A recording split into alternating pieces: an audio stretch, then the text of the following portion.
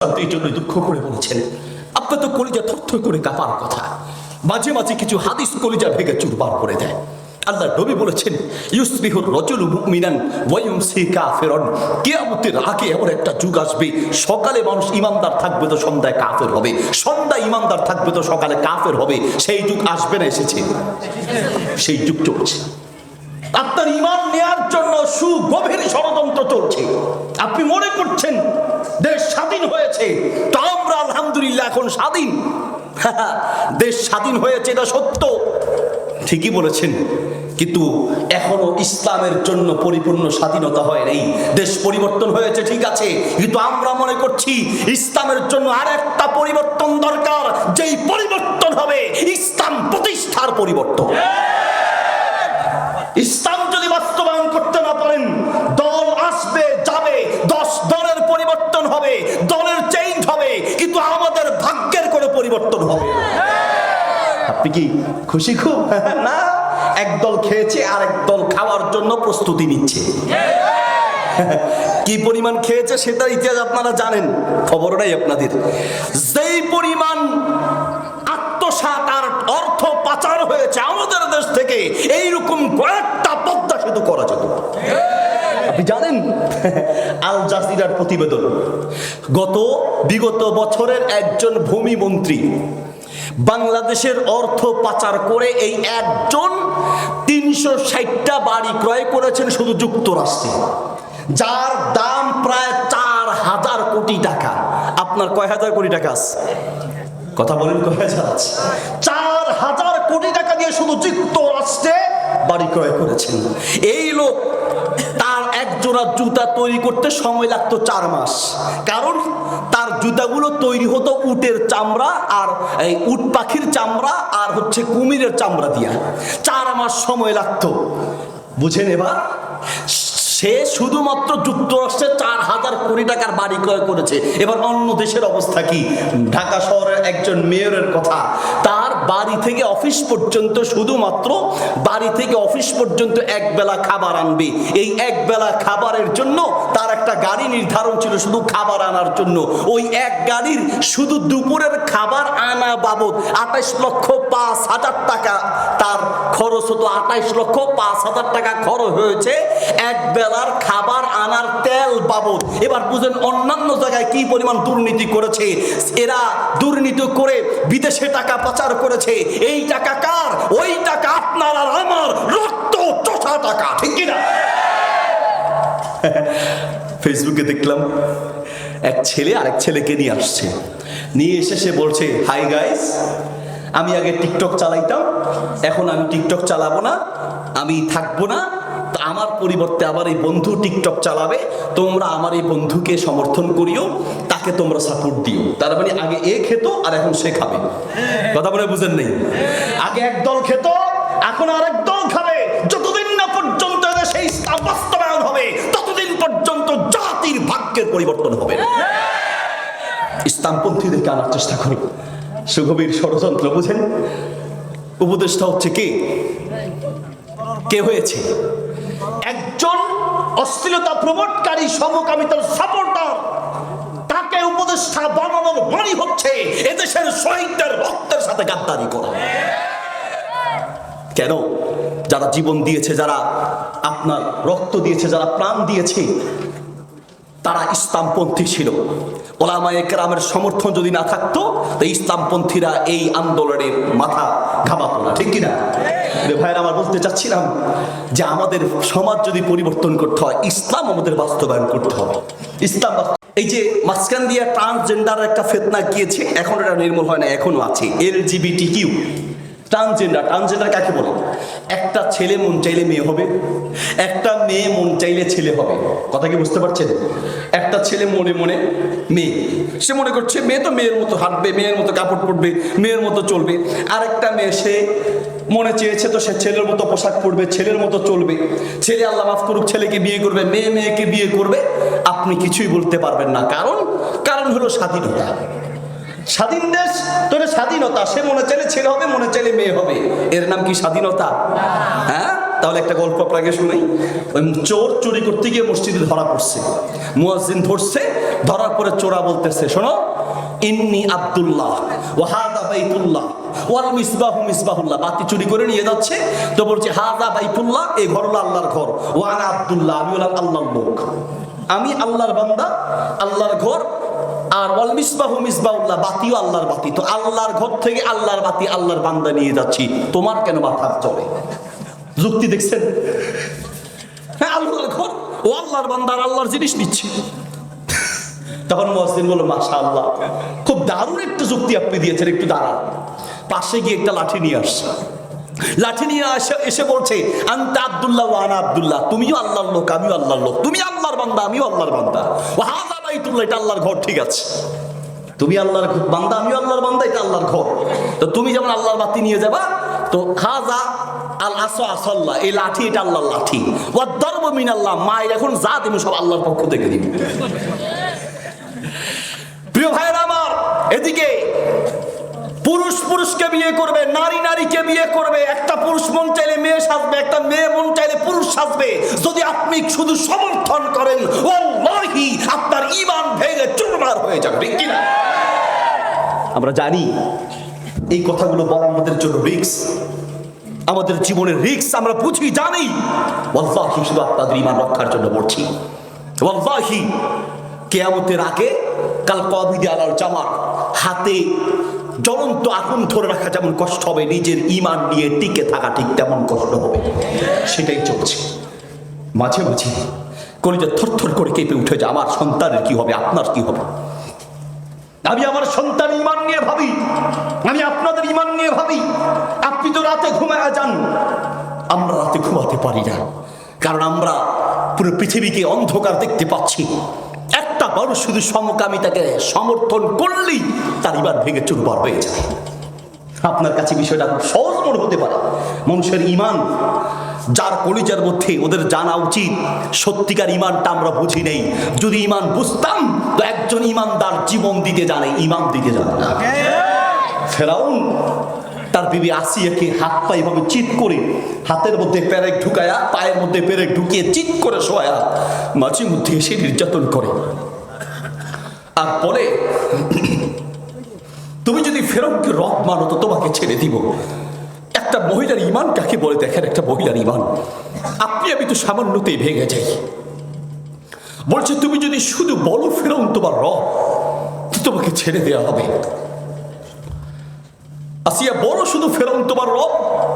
আসিয়া বললেন, আমি আল্লাহ ছাড়া পৃথিবীর কাউকে রব মানি না। দীর্ঘদিন পর্যন্ত নির্যাতন করলো, মনে করেছে যে তাকে নির্যাতন করলে হয়তোবা সে ফিরে আসবে, কিন্তু না। সর্বশেষ মাথার উপরে একটা বিশাল পাথর ধরে জিজ্ঞেস করছে যে তোমাকে সর্বশেষ জিজ্ঞাসা, এই যে বিশাল পাথর দেখছো, এটা বেড়ে তোমাকে চূর্ণ বিচূর্ণ করে দেওয়া হবে। শুধু তুমি বলো যে ফেরাউনকে তুমি রব মানো, শুধু এতটুকু বললেই তোমাকে ছেড়ে দেবো, না পাথরটা মেরে তোমাকে চূর্ণ বিচূর্ণ করে দিব। ফেরাউনের স্ত্রী সেই পাথরের নিচে থেকে আকাশের দিকে তাকায় বলছে, রব্বি বিনিলি ইনদাকা বাইতান ফিল জান্নাহ। সেই পাথরের নিচে থেকে আল্লাহর কাছে দোয়া করছে, মালিক আমি দুনিয়ার রানী হয়ে থাকতে চাই না, আমি রাজত্ব আর দুনিয়ার সুখ শান্তি চাই না, আমি দুনিয়ার থেকে বিদায় হয়ে আমার টেনশন নাই, আমি জীবন দিতে রাজি, ঈমান দিতে রাজি না। রব্বি বিনিলি ইনদাকা বাইতান ফিল জান্নাহ, আমি দুনিয়ার রাজত্ব চাই না, আমি চাই মালিক তোমার পাশের জান্নাতটা চাই। আল্লাহু আকবার। ঈমানের পাওয়ার কত বেশি, আপনার তো ঈমানের কোনো গুরুত্ব নাই। ফেরাউনের এক খাদেমা ছিল, ফেরাউনের কন্যা মাথা আস্তে আস্তে চিরুনিটা পড়ে গেল, তো চিরুনিটা দেওয়ার সময় বলল বিসমিল্লাহ, আল্লাহর নামে। ফেরাউনের মেয়ে বলছে, বিসমি আবি, আমার আব্বার নামে তুলেছো? বলছে না, বিসমি রব্বিকি, বিসমি রব্বি ওয়া রব্বি আবিকি, আমি তোমার বাবার রব আর আমার রব আল্লাহর নামে তুলেছি। আচ্ছা, তুমি আমার বাবাকে রব মানো না? না, আমি আল্লাহ ছাড়া কাউকে রব মানি না। আচ্ছা ঠিক আছে, আমি বাবার কাছে বিচার দিব। নিয়ে গেলেন বাবার কাছে। বাবা, সে তো তোমাকে রব মানে না, তুমি রব মানো না? না, আমি আল্লাহ ছাড়া কাউকে রব মানি না, তোমাকে সহ তোমার পরিবারের সবাইকে শেষ করে দিব, যা ইচ্ছা তা করতে পারো, অসুবিধা নেই। বলছে আচ্ছা ঠিক আছে। আটক করা হলো। ছেলে সন্তান যা ছিল তাকে সহ একসাথে দাঁড় করিয়ে তার সামনে একটা বিশাল পাতিলের মধ্যে তেল উত্তপ্ত গরম করলো, তেল টকবক করছে। বড় বাচ্চাটাকে নিয়ে এসে বলছে, শোনো, যদি তুমি ফেরাউনকে রব না মানো তো তোমার এই বাচ্চাটাকে উত্তপ্ত তেলের মধ্যে ফেলে তাকে দুনিয়া থেকে বিদায় করে দিব। মা দীপ্ত কণ্ঠে বলছে, যার কলিজায় ঈমান ঢুকেছে তার জীবন নেওয়া যেতে পারে, ঈমান নেওয়া যায় না। এই ছেলেরা, এই যে এই মামা কই যাবো? প্রস্তাবে ধরছে, তাহলে আমারও ধরছে, আমি যাই, আমি যাব। ডায়াবেটিস নেই, বয়স কত, কি হয়েছে? উঠা উঠি নেই, কেউ উঠলে মারো টান আরো জোরে, কেউ উঠতে পারবে, রাজি আছেন? কষ্ট হচ্ছে, বেশি যদি ধরে যেতে পারেন, উঠাউঠি করলে আমাদের আলোচনায় কষ্ট হয়। ভাই আমি বেশি কথা বলবো না, আমি আসলে বেশি কথা বলিও না, দরকার নেই তো, কথার মতো কথা অল্প সময় হলে যথেষ্ট। কষ্ট হচ্ছে আপনাদের মনে নাকি? আমি ছেড়ে দিব? বড় ছেলেটাকে ধরে বলছে যে ছেলেটাকে উত্তপ্ত তেলের মধ্যে ফেলে শেষ করে দিব। বলছে, যা ইচ্ছা করেন, আমি আল্লাহ ছাড়া কাউকে রব মানি না। বাচ্চাটাকে ধরে সেই উত্তপ্ত তেলের মধ্যে ফেলে দিয়েছে, গোস্ত থেকে আড্ডি আলাদা হয়ে গেল। মা তাকিয়ে আছেন, কিন্তু মা একটুও দুর্বল হল নাই। বাচ্চা আরেকটা ধরে নিয়ে এসে বলছে, একটা তো শেষ, এটাও শেষ করব, বলো আমাকে রব মানো কিনা? একই কথা, আমি আল্লাহ ছাড়া কাউকে রব মানি না। এক এক করে সবগুলো বাচ্চাকে শেষ করে দিল। মহিলার ঈমান কাকে বলে? সোজা হয়ে দাঁড়িয়ে আছে, দুধের একটা বাচ্চা, মুরদি আতুর। আপনারা জানেন, প্রত্যেকটা মা বাবার অন্তরে সবচেয়ে বেশি ভালোবাসা থাকে দুধের বাচ্চার প্রতি। ছোট বাচ্চা, তার কষ্ট কোনো মা সহ্য করতে পারে না, কোনো বাপ সহ্য করতে পারে না। পৃথিবীর প্রত্যেকটা মা নিজের জীবনের চেয়ে কোলের সন্তানটাকে বেশি ভালোবাসে। 1991 সালে বন্যা হয়েছিল, আমার মনে আছে।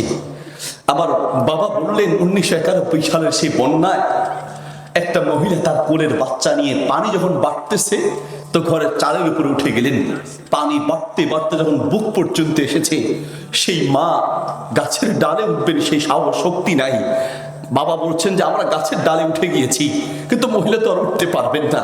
সেই মহিলা বাচ্চাটাকে উপরের দিকে ধরে আল্লাহর কাছে দোয়া করছেন, মালিক আমাকে নিয়ে যাও, টেনশন নাই, কিন্তু আমার এই কলিজার টুকরা সন্তানটাকে বাঁচায় রাখো, আমার এই কলিজার টুকরা সন্তানটাকে বাঁচায় রাখো। দুধের বাচ্চার প্রতি মায়েদের আলাদা ভালোবাসা থাকে। বাচ্চাটাকে যখন কোল থেকে টান দিয়েছে, তখন মা থরথর করে কাঁদতে লাগলেন। বারবার রিকোয়েস্ট করলেন যে এই বাচ্চাটাকেও ফেলে দিবে। বলছে, হয় ফেরাউনকে রব মানো, আর না হয় এই বাচ্চাটাকেও ফেলে দিব। তখন মা একটু থরথর করে কাঁদছেন, যেন পড়ে যাবেন, যেন দুর্বল হয়ে যাবেন। আল্লাহ সুবহানাহু ওয়া তাআলা তিনটা সন্তানকে দুধের বাচ্চা অবস্থাতেই কথা বলার তৌফিক দিয়েছেন। কোন রিওয়ায়াতে 4টি পাওয়া যায়, এর মধ্যে এই বাচ্চার আল্লাহ মুখ খুলে দিলেন। মা যখন দুর্বল হয়ে যাচ্ছেন, ফেরাউনের বাহিনী যখন বাচ্চাকে কোল থেকে ছিনিয়ে নিয়ে তেলের মধ্যে ফেলে দিবেন, ঠিক সেই মুহূর্তে মা থরথর করে কাঁপছেন। কলিজার টুকরা আদরের সন্তান দুধের বাচ্চা ফেলে দিবে মায়ের সামনে, মা তো একটু খারাপ লাগবেই, থরথর করে কাঁপছে, যেন দুর্বল হয়ে যেতে পারেন। তখন সেই দুধের বাচ্চার মুখ আল্লাহ খুলে দিয়েছেন। বাচ্চা ডাক দিয়ে বলছে, ইন্না আহওয়ানা আযাবিদ দুনিয়া, ইন্না আহওয়ানা আযাবাদ দুনিয়া। মা শোনো, ভালো করে শুনে নাও, মা এই দুনিয়ার আযাব আখিরাতের আযাবের চেয়ে অনেক সহজ। মা তুমি রাজি হয়ে যাও, দুনিয়ার যাবে তো টেনশন নাই, দুনিয়ার চেয়ে আখিরাত অনেক কঠিন, আখিরাতের আযাবের চেয়ে দুনিয়ার আযাব অনেক সহজ। মা তোমার টেনশন নাই। মা মুহূর্তে বললেন, আমি আল্লাহ ছাড়া কাউকে রব মানি না।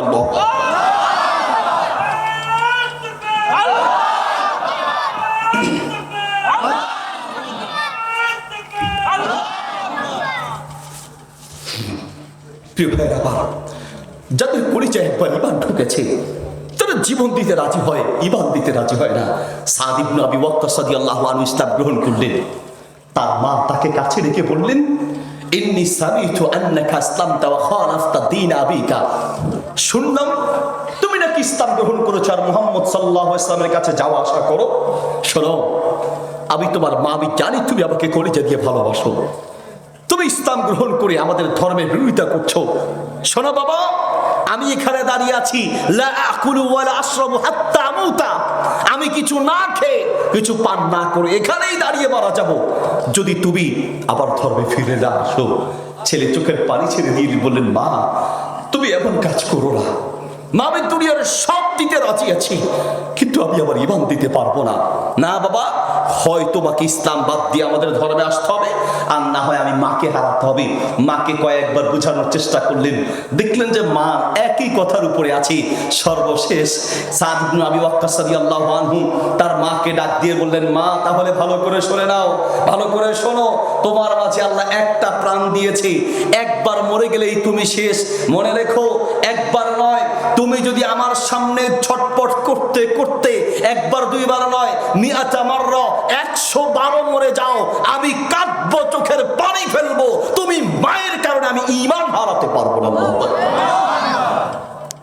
দোয়া কবুলের জন্য 2 নম্বর যে শর্তটা হচ্ছে, শিরক থেকে বাঁচতে হবে, নিজের ঈমানটাকে মজবুত করতে হবে, নিজের ঈমানটাকে মজবুত করতে হবে। প্রিয় ভাইরা আমার, আমাদের ঈমানটা যে এত এত দুর্বল, ছোট্ট ছোট্ট কারণে আপনি ঈমানটা দিয়ে দিচ্ছেন, ছোট ছোট কারণে আমরা এমন এমন কিছু কথা বলছি। ইমাম বুখারী রাহিমাহুল্লাহ এর জন্য বলেন, আল ইলমু ক্বাবলা আল কওলি ওয়াল আমাল, যে কোনো কথা বলার আগে একটু চিন্তা ভাবনা করে বলবে, হতে পারে তোমার এই একটা কথা তোমার ঈমান নিয়ে চলে যেতে পারে, তোমার ঈমান নিয়ে চলে যেতে পারে। এক একটা কথা আপনার আমার ঈমান ভেঙে চুরমার করে দিতে পারে। আপনি আমি মনে করছি যে এমনিতেই বলছেন, কিন্তু এই একটা কথা যে কোরআন সুন্নাহর বর্ণিত, সুস্পষ্টভাবে প্রমাণিত ইসলামের কোন বিধানের বিরুদ্ধে ওয়াল্লাহি কথা বললে তার ঈমান ভেঙে চুরমার হয়ে যাবে। আমরা অনেক সময় দাড়ি নিয়ে মজাক করি, এদিকে দাড়ি নিয়ে কেউ দাড়ি রাখলে এটা নিয়ে মজাক করি, ইসলাম নিদর্শন নিয়ে মজাক করি। কোরআন সুন্নাহয় বর্ণিত সুস্পষ্ট কোন বিধানকে নিয়ে যদি কেউ তিরস্কার করে, তার ঈমান ভেঙে চুরমার হয়ে যাবে। 2 নম্বর দোয়া কবুলের জন্য শর্ত হচ্ছে নিজের ঈমান মজবুত রাখা, শিরক থেকে মুক্ত রাখা, এবং ঈমানের সাথে দৃঢ় বিশ্বাসের সাথে আল্লাহর কাছে দোয়া করা। আপনি আমি অনেক সময় দোয়া করি, দোয়া করার সময় ওদের সে দৃঢ় বিশ্বাসটা থাকে না। দৃঢ় বিশ্বাস কাকে বলে একটা দৃষ্টান্ত দিলে বুঝবেন। সৌদিতে, আরব দেশের এক মহিলা প্রতিদিন রমাদান মাসে সন্তানদেরকে নিয়ে আল্লাহর কাছে দোয়া করছেন, আল্লাহ আমাকে একটা বাড়ি দাও, বাড়ির সামনে যেন একটা নদী থাকে। দোয়া কি? একটা বাড়ি দাও, বাড়ির সামনে যেন একটা ছোট্ট নদী থাকে। তো স্বামী শুনে বলছে, বিবি তোমার মাথা কি ঠিক আছে? তুমি শহরে বাড়ি চাচ্ছ, আবার বাড়ির সামনে নদী চাচ্ছ কেন? বলো তো দেখি, এটা কোনো দোয়ার সাইজ হলো? বললো, কেন স্বামী, কি হয়েছে? আমি আল্লাহর কাছে যেভাবে মন চাই সেইভাবে চাইবো, আর মানুষের পক্ষে অসম্ভব, আল্লাহর পক্ষে অসম্ভব বলতে কিছু নেই। তারপরেও তো বিবি একটু সাইজ মতো দোয়া করবে। স্বামী, আমি আমার আল্লাহর কাছে যেভাবে মন চাই সেইভাবে চাইবো, আপনি বাধা দিবেন না। তো কেন তুমি বাড়ি আর নদী চাচ্ছ বলো? বলছে, বাড়ি চাচ্ছি, ভাড়া বাসায় থাকি, কারেন্ট থাকে না, ওযু করতে পারি না, নামাজের সমস্যা, কয়টা বাচ্চা পড়ানো সেই সুযোগ হয় না। নিজের একটা বড় বাড়ি যদি থাকে তো সেখানে বাচ্চাদেরকে পড়াতে পারবো। নদী কেন? যে বাচ্চারা সেখানে গোসল করে ওযু করে পবিত্র হয়ে আসবে, কারেন্ট থাক বা না থাক টেনশন নাই। ও আচ্ছা তাই, আচ্ছা ঠিক আছে, মজাক করে বললেন, যদি বাড়ি আল্লাহ তোমার দেয়, নদী দেয়, তো আমাকে একটু দেখায় দিও, আমি একটু গোসল করে আসবো। মজাক করে বললেন, বললো আল্লাহ যদি চায় অবশ্যই দিবেন ইনশাআল্লাহ। দৃঢ় বিশ্বাস। রমাদানের প্রত্যেক ইফতার আগ মুহূর্তে দোয়া করে ছেলে মেয়েদেরকে শিখিয়ে দিয়েছে, বাবা আমার সাথে দোয়ায় আমিন বলো, আল্লাহ একটা বাড়ি দাও, বাড়ির সামনে যেন নদী থাকে, আল্লাহ একটা বাড়ি দাও, বাড়ির সামনে যেন নদী থাকে। রমজান 30টা শেষ হয়ে গেল, বাড়িও নাই, নদীও নাই। 6 রোজা শুরু হলো, 1 2 3 4 5 6টা রোজা যখন শেষ 6 রোজায় হলো, ফজরের নামাজ পড়ি, তখন তিনি শুরু করলেন সেজদায় পড়ে কান্না।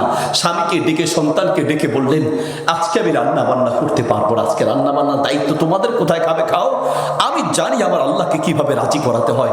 বিবি, তোমার আসলে দোয়ার সিস্টেমটা হয় নেই, তোমার মতো মহিলা দোয়া করলে আল্লাহ কবুল করবে আমার বিশ্বাস আছে, হয়তো তোমার দোয়াটা তুমি ঠিক মতো করতে পারো নাই। না স্বামী, আমার আল্লাহ আমাকে দিবেন এই বিশ্বাস আমার আছে, আল্লাহ আমাকে ঘর দাও আর একটা নদী দাও। এমন কোনো কাজ তো করি না যে দোয়া কবুল হবে না, কেন তুমি দিবে না? কান্না শুরু করেছেন। স্ত্রীর কান্না দেখে জোহরের আগ মুহূর্তে স্বামীরও চোখের পানি।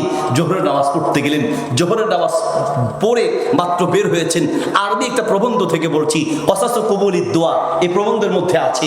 বের হলেন, গেটের সামনে একটা লোক দাঁড়ায় আছে, ভাই আমি আপনার সাথে একটু কথা বলতে চাই। কি কথা ভাই? আমার এমনিতে মন খারাপ। ভাই রে, আমি বাইরে থাকি, আর এই যে বাড়িটা দেখছেন এখানে আমার বাবা মা থাকে, ওনারা বাড়ি ছেড়ে যাবেন না, তো ওনারা একা এত বাড়িতে থাকেন, এই জন্য আমি খুঁজতেছি একজন ভালো মানুষ দরকার, যেই ভালো মানুষটাকে আমি অর্ধেক বাড়ি দিব, এই অর্ধেক বাড়িতে সে থাকবে, বিপদে আপদে আমার মা বাবাকে দেখতে পারবে। তো আমি কি করতে পারি? আপনাকে সে বাড়িটা দিতে চাই, কারণ আমি দেখেছি, খুঁজেছি যে নামাজের মধ্যে কে সবচেয়ে বেশি দিল থেকে নামাজ পড়ে, কে বেশি ফরজগার নামাজ দিয়ে বোঝা যায়। আমি দেখেছি নামাজে আপনি কাঁদছেন, আমার বিশ্বাস যে আপনি সেই ফরজগার লোক। আমার বিশ্বাস অনুযায়ী আমি নিয়ত করেছি আপনাকে দিব। আপনি কি মজাক করছেন? না না, আমি দিতে চাচ্ছি, ওয়াল্লাহি আমি দিতে চাচ্ছি। ভাই একটু দাঁড়ান। ভিতরে গিয়ে এই ওয়াইফকে বললেন, ঘরে গিয়েই বললেন, বিবি তাড়াতাড়ি আসো, তোমার দোয়া কবুল হয়েছে। কি বলো দোয়া কবুল হয়েছে? হ্যাঁ, আরে আসো না তুমি। গেলেন সেই লোকটার কাছে, তিনি স্টাম্প করে লিখে দিলেন। ঘরে ঢুকলেন, ঢুকার পরে বিবি আবার কাচ্ছে, স্বামী আমার দোয়া কবুল হয় নাই।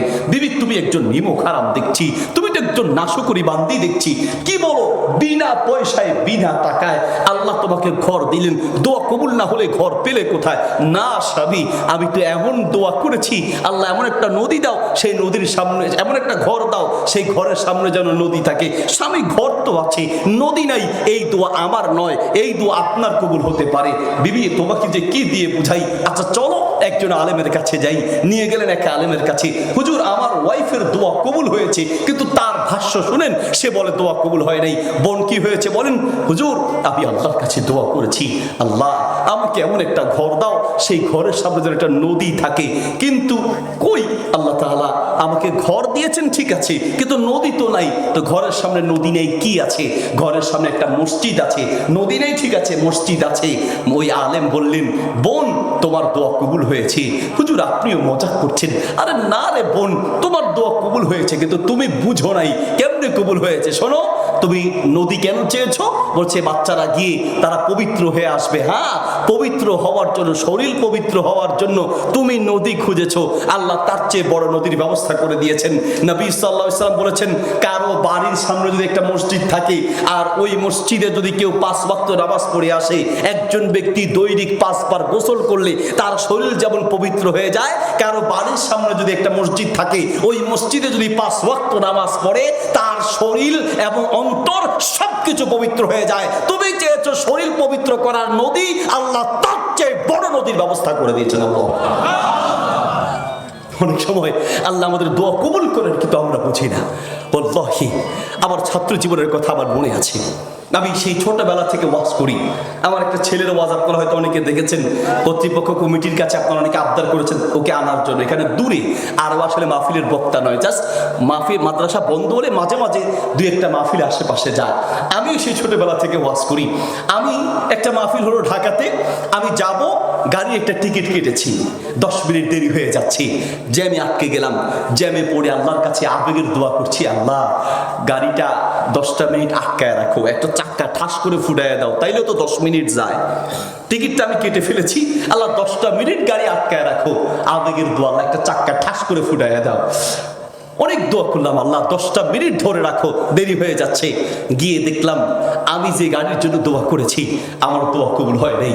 পরের গাড়িতে উঠলাম, আগের গাড়িও চলে গেল, টিকিটও গেল, টাকাও গেল, মন বড় খারাপ। পরের গাড়িতে উঠলাম, পরের গাড়িতে উঠে মাথাটা সিটের সঙ্গে রেখে কেন যেন আল্লাহর উপরে একটা একটা বিরক্তি ভাব, আল্লাহ মাফ করুন, কেমন যেন একটু আল্লাহর প্রতি একটা অভিযোগ তৈরি হলো, আল্লাহ তোমার কাছে এত দোয়া করেছি, একটা ভালো কাজে যাচ্ছি, আর তুমি আমার দোয়াটা কবুল করো নাই। মনে মনে একটা অভিযোগ তৈরি হলো। ঠিক 1 ঘন্টা পরে ফেনী থেকে কুমিল্লা আসার পরে লোকজন চিৎকার করে বলছে, এই যে দেখেন এটা আমাদের আগের গাড়ি, 10 মিনিট আগে আমি যে গাড়িতে উঠতে চেয়েছি, সেই গাড়িটা অ্যাক্সিডেন্ট করে রাস্তার পাশে পড়ে আছে, অনেকগুলো লাশ রাস্তার উপরে পড়ে আছে। সেই দিন চিৎকার করে আল্লাহকে বললাম, মালিক আমি বুঝি নাই, তুমি বুঝেছো, আমার চাওয়া ভুল ছিল, তোমারটাই ঠিক ছিল, এজন্য আল্লাহ প্রত্যেকটা সিদ্ধান্তই সঠিক, ঠিক কিনা? অনেক সময় না বুঝে আমরা আল্লাহর উপরে নারাজ হই। এক পাগলা বরিশাল যাবে, তো আপনার লঞ্চে উঠেছে, কষ্ট হচ্ছে আপনাদের? লঞ্চে প্রচন্ড মানুষের ভিড়।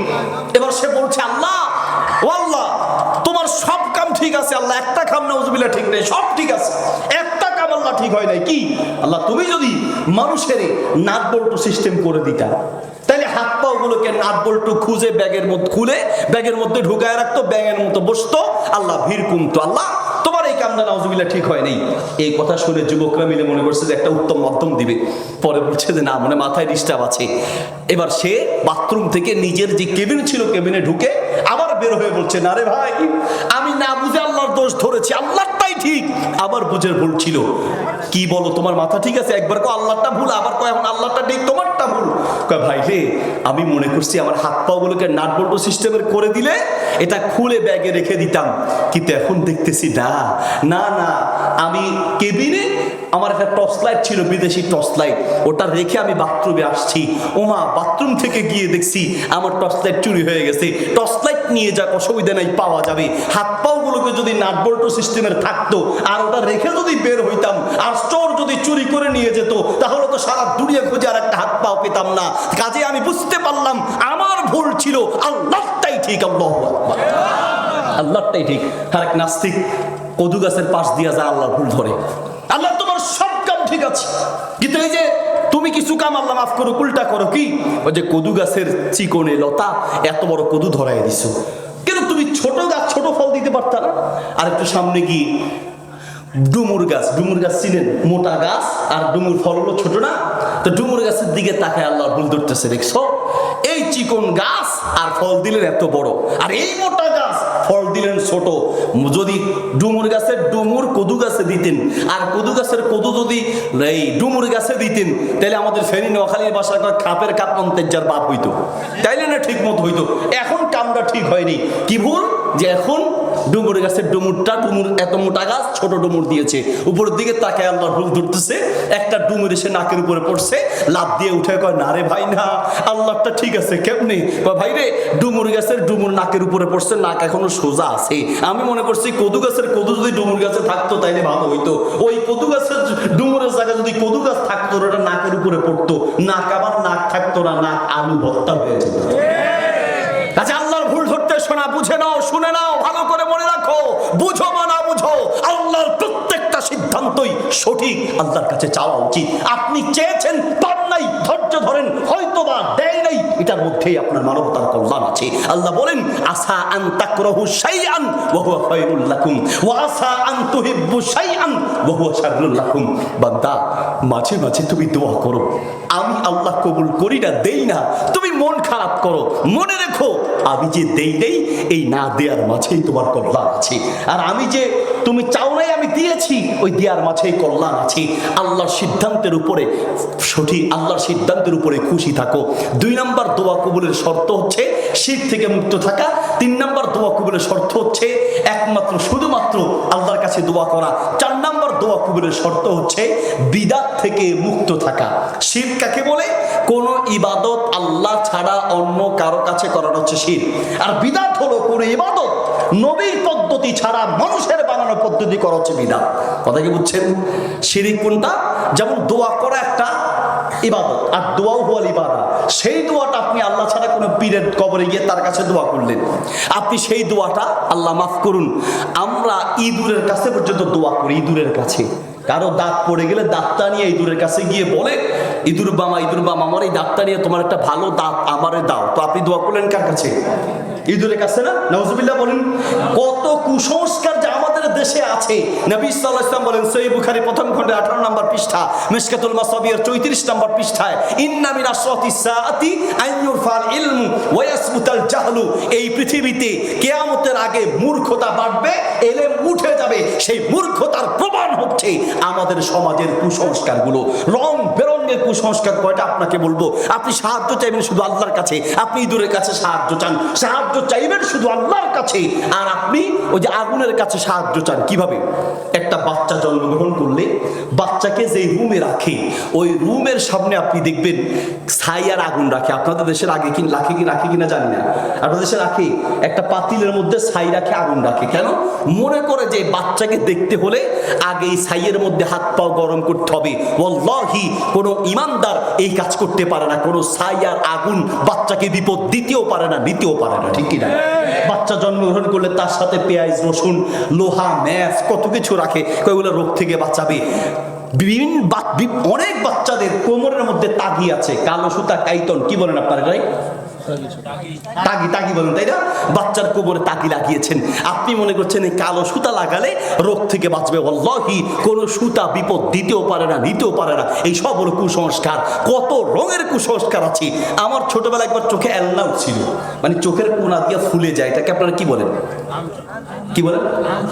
আলজিনা হয়েছে। আলজিনা না, আনজুন হয়েছে। তো আমারে বলছে, হুজুর আপনি অনেকদিন কষ্ট করেন, সর্বে আপনারা বলি নাই, তো আজকে বলি। বলে হ্যাঁ বলেন। হুজুর মসজিদের পিছনে আসেন। মসজিদের পিছনে গেলাম। হুজুর আপনি একটু বসেন। তো কেন? আমি একটু বাসায় যাবো আর আসবো। বাসায় গেছে, একটা ছোট্ট ছেলে ধরে নিয়ে আসছে। নিয়ে এসে হুজুর একটু বসেন। কেন? বসলে হুজুর বসেন না। বসার পরে বাচ্চাটার চেইনটা খুলে, ওই যে লিপস্টিক আছে, বুঝছেন কিনা জানি না, এই লিপস্টিকটা খুলে হুজুর $3-4 দিলে আপনার এই এলনা মেলনা যা আছে দুষ্টি সব ভালো হয়ে যাবে। সুবহানাল্লাহ, নাউজুবিল্লাহ। এরকম হাজারো কুসংস্কার আমাদের সমাজে। একটা বাচ্চা ঘর থেকে, একটা মানুষ ঘর থেকে বের হবে, পিছন থেকে ডাকলে বলছে যে অলক্ষী লাগবে।